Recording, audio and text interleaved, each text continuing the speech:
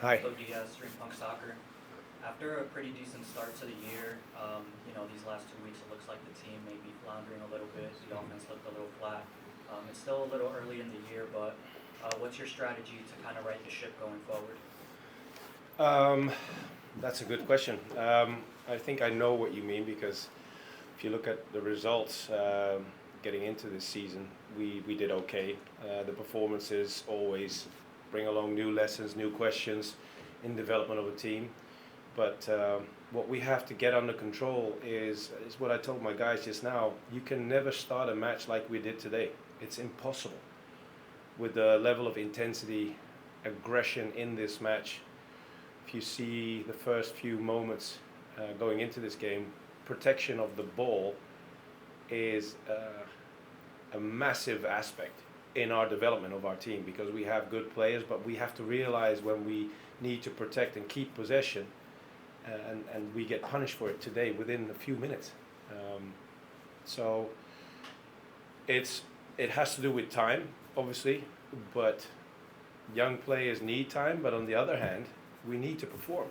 So there will be a moment in time where we say, okay, we tried our best, but it's not enough.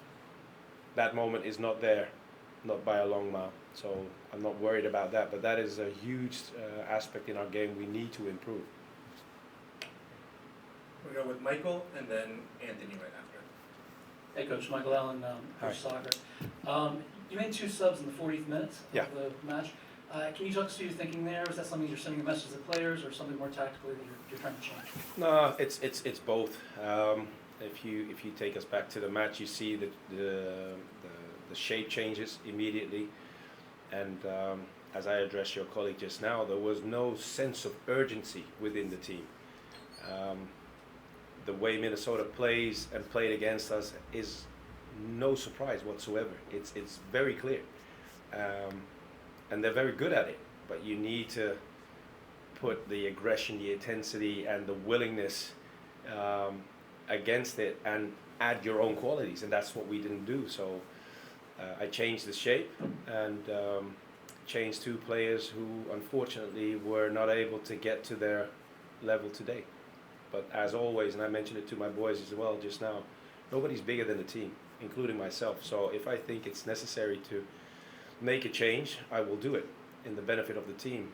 It's slightly unusual to do it before the break, but you could see after the change was made, the sense of urgency, the level of urgency went up immediately.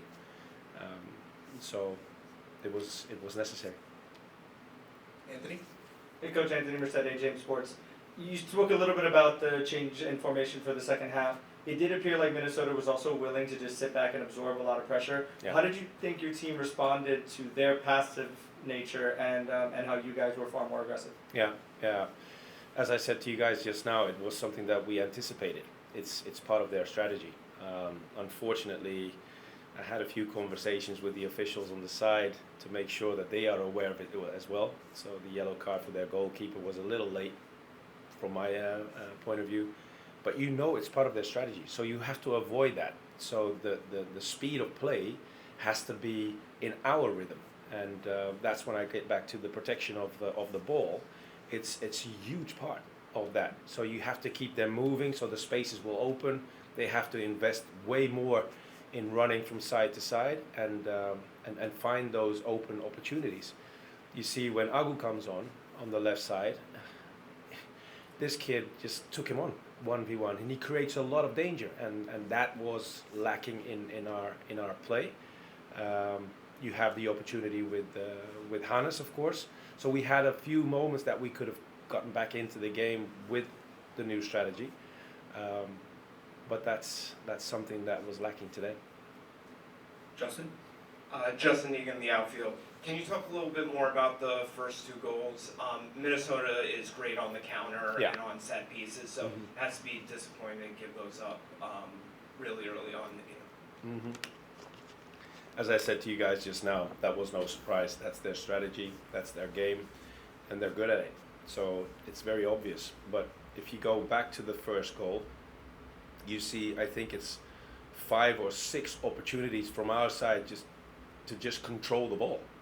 and we give it away each and every time. And at that point, at the final moment, we give away a lot of space behind the defense, and there's an open play to get it behind us. And yeah, unfortunately, they caught us on the back foot, and they were there with the counter attack.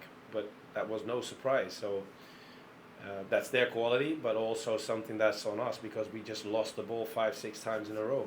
The second one is a very simple one because we have a very clear approach in our set pieces, and one of our guys missed his position.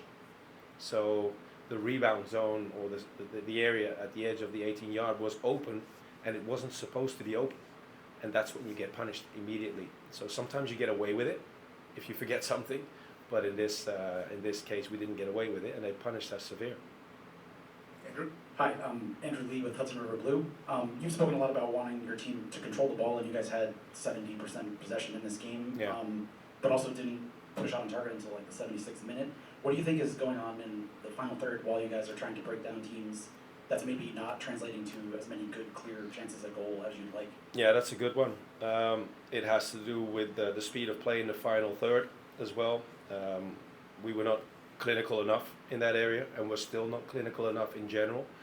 But like I addressed Agu just now, those are the moments we need.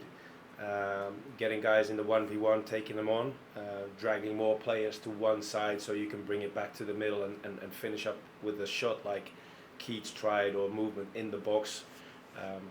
But you need to be very, very, very clinical on the ball, and that's what's lacking in our play because sometimes there's just an easy loss of possession in that area, and we have to try it all over again. If you add the factor that what I told my guys also just now, the focus is on Alonso. He's our top scorer, but if he has a game which is below his standards, it's very hard for us to make the goals, and that's where we need to step up. Development of Agu is there, development of Huli is there. Today we brought on Munsef in an early stage, guys that can score a goal, but need to work really hard for it as well in order to make those goals. Alonso, it's more natural, so it's a combination of both.